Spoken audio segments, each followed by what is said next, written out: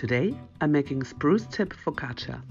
Well, by today I mean I made it in April, but I just now got around to making the video. Time flies, what can I say? So of course we're gonna need some spruce tips. The very freshest growth in March and April that is still supple and delicious. If you forage spruce tips, make sure you familiarize yourself with conifers and know what you're doing. Yew looks quite similar but is poisonous, so watch out. Lucky ones like me have a branch of the neighbor's spruce overhanging the fence. Shh, don't tell. I collected more than I need for this recipe since I'm making syrup as well. Just for the bread, 3 or 4 tips will be enough. We're using it basically as a herb. If you're wondering about the taste, imagine a forest clearing at sunrise.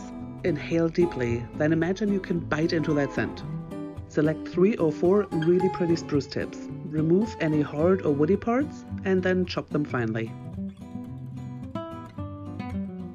Now for the dough. 500 grams of flour, I'm using whole spelt, 1 tablespoon of dry yeast, 1 tablespoon of sea salt, around 300 milliliters of warm water. The amount of water needed will depend on what flour you use. Some need less, some need more. And 150 milliliters of sunflower oil. Put the flour in a large bowl and with a spoon form a well. Add the dry yeast into that well. Add roughly half the warm water and cover the bowl with a kitchen towel and allow to sit for 20 minutes to activate the yeast. Now let's chop some garlic.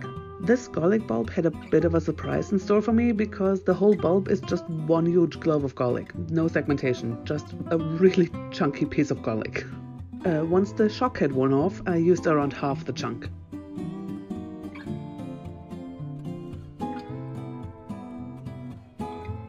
Add more of your water, around half the sunflower oil, salt, garlic and spruce tips.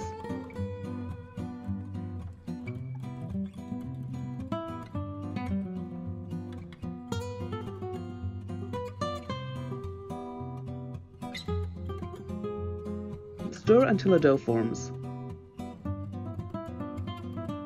If it's too dry, add more water.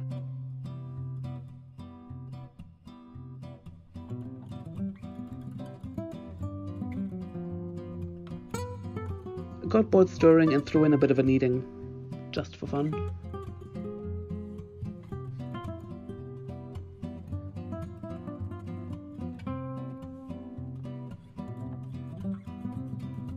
Again, cover with a kitchen towel and rest for about an hour. I decided to use the downtime productively and make some rose petal jam. If you're interested in that recipe, I'll add a card in the top right corner. Once the dough has risen, add a bit of flour on top and knead well until the dough starts to bounce back a little when pulled.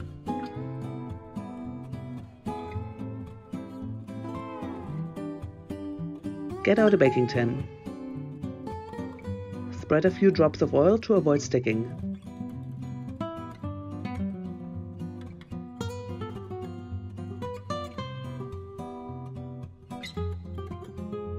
Now push the dough into the desired shape.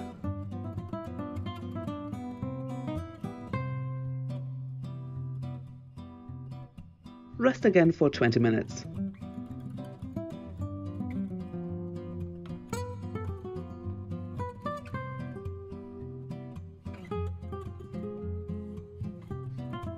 Check to make sure there's no dirt under your fingernails, then poke the dough like you're mad at it.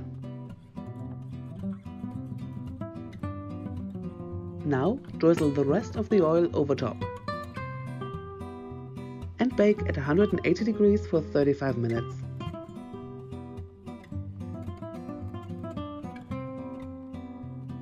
Ah, so pretty and ready to eat. Just don't eat too much warm bread or you'll get a tummy ache. Bread is a cruel mistress.